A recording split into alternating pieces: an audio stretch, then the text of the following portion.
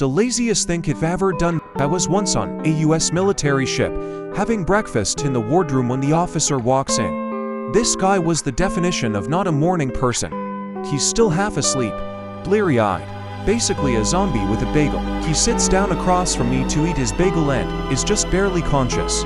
My back is to the outboard side of the ship, and the morning sun is blazing in one of the portholes, putting a big bright-ass circle of light right on his barely conscious face.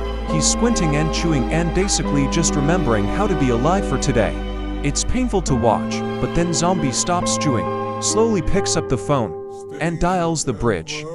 In his well-known "I'm still Totalisal" voice, he says "It's ops, could you shift our bar pat?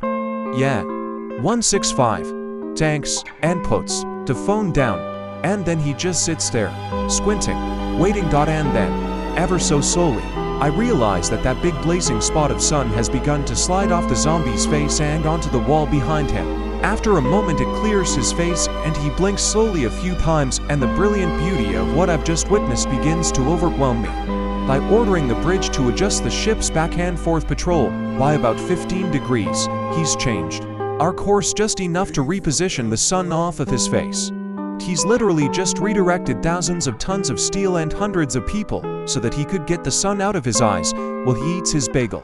I am in awe. He slowly picks up his bagel, and for a moment I'm terrified at the thought that his own genius may escape him, that he may never appreciate the epic brilliance of his laziness.